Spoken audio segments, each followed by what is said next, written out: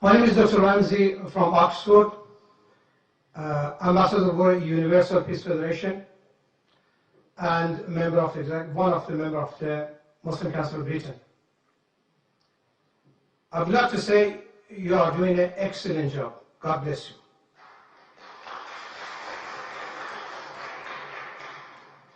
Now my question, Dr. Zakir, in your opinion, is Islamophobia a real phenomenon? And if so, how do you suggest it can be tackled? Does the responsibility lies with the Muslim community, or should Western society be doing more to breach this barrier of fear? I'm talking about the fear. All phobias are fear of unknown. Thank you. The brother asked a very good question, that is Islamophobia a real phenomena? How should it be tackled? Is it the responsibility of the Muslim community to do it? Yes, there is Islamophobia, especially in this 21st century.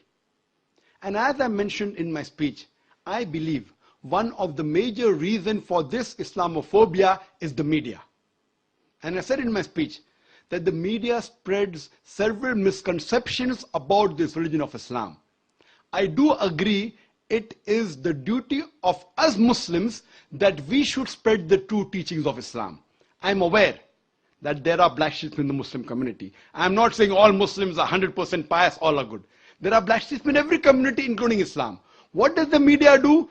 They pick up the black sheep of the Muslim community and they portray on the media as though they're exemplary Muslims. What we have to do is we have to portray the right teachings of Quran and the sayings of the Prophet Muhammad, peace be upon him. And if any Muslim is involved in doing acts which are against the religion of Islam, which are acts of terrorism, killing of innocent human beings, it is the duty of us Muslims that we should tell such people it is haram. There are some people who are being misguided and they are being brainwashed into saying that killing innocent human being is part of Islam. You will get reward. It's our duty as the mainstream Muslims to try and convey the right message of Islam and prevent such Muslims from being misguided. That's point number one. Point number two, it's our duty to tell the government of the country where you're living that Islam is a peaceful religion. And what I believe that Muslims should be part of the solution, they should not be part of the problem. The government should not think that Muslims are part of the problem, they should think Muslims are part of the solution. And that's the advice I even give to the police of India and the police of Bombay, and I interact with the police force very often. And I tell them that just for a few should take the Muslims in confidence. And the best is to have an interaction. I have addressed many police officers from very different countries, and we should try and have a question and answer session and remove the misconception in their mind and prove to them that Islam is one of the most tolerant religion, it's a peaceful religion, and if you know the teaching of Islam, surely the least person that you'll have to fear is fear a true Muslim. I'm not talking about the black sheep of the Muslim community. Hope that answers the question.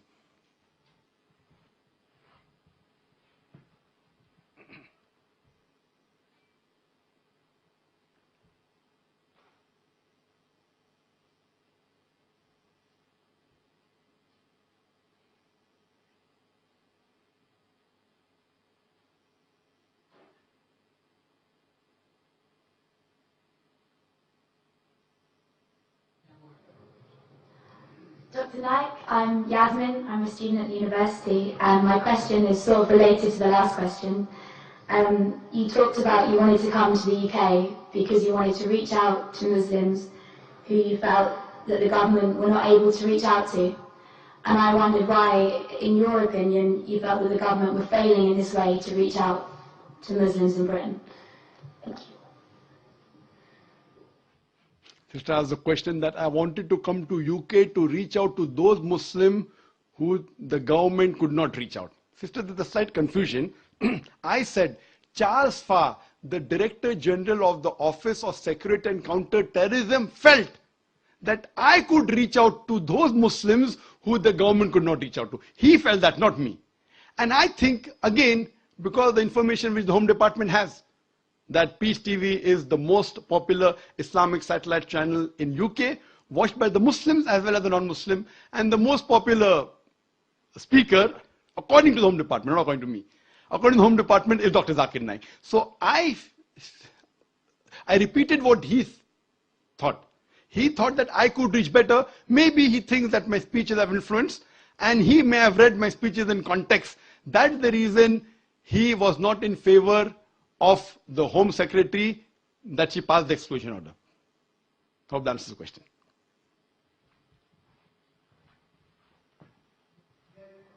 Do you think that he has a point? Do you think that, in some sense, the government are failing to reach out to Muslims? Yes. If you ask my opinion, that do I agree with the thoughts of Charles Farr that the government is failing out? Yes, I do agree with him. I do agree because, as I said in my earlier answer, that the government should not think that Muslims are part of the problem. The government should think that Muslims are part of the solution. Because a Muslim, there are many Muslims who are British citizens, and it's the duty of every Muslim to follow all the laws of the country staying in, as long as the law does not force him to do something which is prohibited in the religion or prevents him from doing something which is compulsory in religion. As far as India is concerned, I do not know of any rule or any law in the constitution which forces a Muslim in India to do something which is prohibited. Neither does it prevent me from doing something which is compulsory. So I am a practicing Muslim and I'm proud to be an Indian. So I'm proud to be an Indian Muslim. Similarly, there are many Britishers who I feel may be feeling the same. They may be Muslims and they may be following the laws of the country, so they're British Muslims. So I feel that the government should take in confidence, and what they should do, that they should see to it that this maligning by the media should stop. And the best example is myself. I mean, there are 100 million viewers of Peace TV.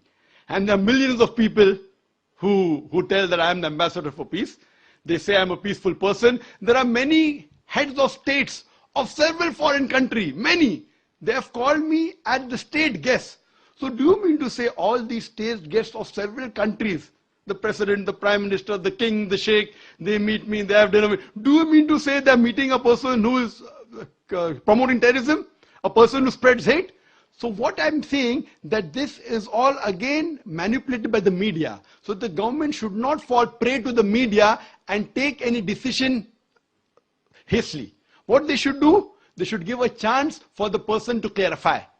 And then I'm sure that most of the misconception will be removed, and I'm sure that UK would be a more peaceful country to live in. Hope that answers the question.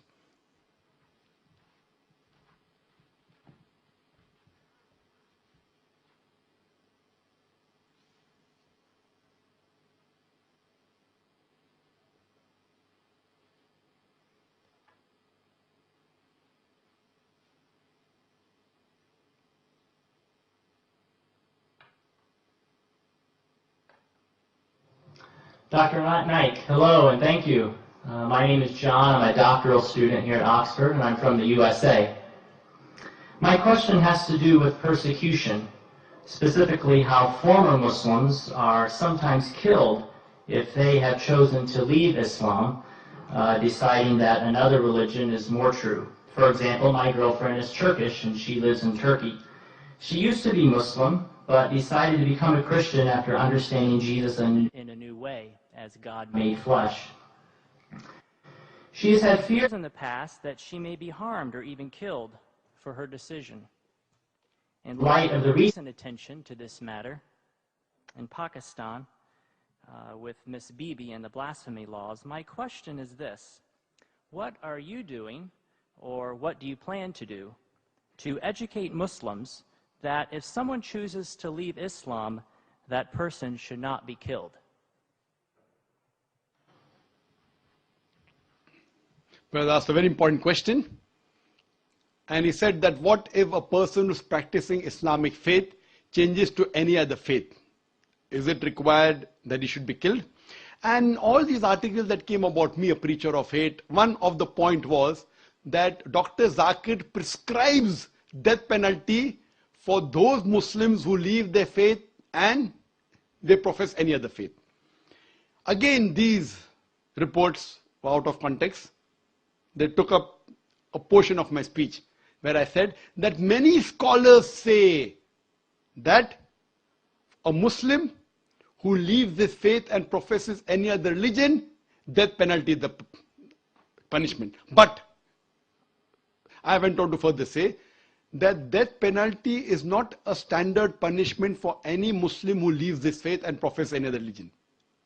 I gave the example that during the time of the Prophet Muhammad, peace be upon him, there was a Muslim who converted to another faith and had done some wrong deeds for which the Prophet had told they should be put to death. But later on, when Hazrat Usman, may Allah be pleased with him, he approached the Prophet and said that the man should be forgiven. The Prophet pardoned him. This incident proves that death penalty is not the standard rule for any Muslim who changes his faith. If he does some act which requires to be punished by death, depending upon the act he has done. But according to Islam and according to Prophet Muhammad, peace be upon him, according to me, death penalty is not the standard rule for any Muslim who changes his faith and professes any other religion. And that's what I've told in my talks. But unfortunately what they do, they pick up a portion of my speech from the YouTube and they show it to the Home Secretary and the Home Secretary believes it. What you have to see is in context. I have to give one more example I'd like to give. That the moment I was banned in UK, I was supposed to travel to Toronto, Canada. Immediately when the ban was effected, even my visa for Canada was cancelled. They also had a 5-year visa. And I heard on the Toronto news, it says, here the preacher of the preacher of hate. Hear what he says. And then they show my clipping. That when you beat your wife, don't beat on the face, point number 1. When you beat, you should not leave a mark on the body. Finish. Now they are showing a clipping, a portion of my answer. Anyone who hears these two statements, when you beat your wife, don't beat on the face. When you beat, do not leave a mark on the body. A person will think that Zakir is showing how to beat your wife without leaving a mark.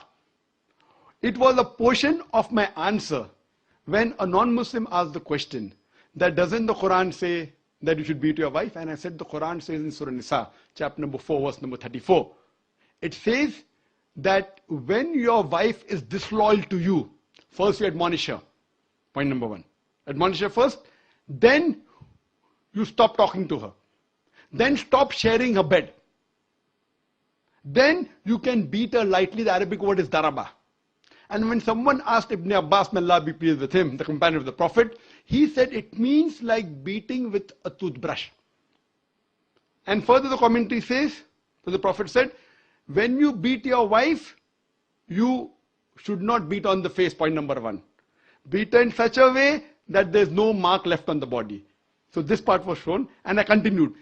Islam and Quran never suggest wife bashing. It means you should beat with the toothbrush lightly. In modern terminology, I said beating with a handkerchief. Just a symbolic beating, such that you don't beat on the face, even a symbolic beating, and don't beat in a way in which there's no mark left on the body. That means it's an admonition. It's just a symbolic beating. So they cut off all the portion and show only 2 sentences of mine, and they promote that Zakir is a person who's against women. So these things were also done regarding the death penalty for a person who changes the faith from Islam. But as I told you, in Islam, the standard rule is not death penalty for a Muslim who changes his faith to any other religion. Hope that answers the question.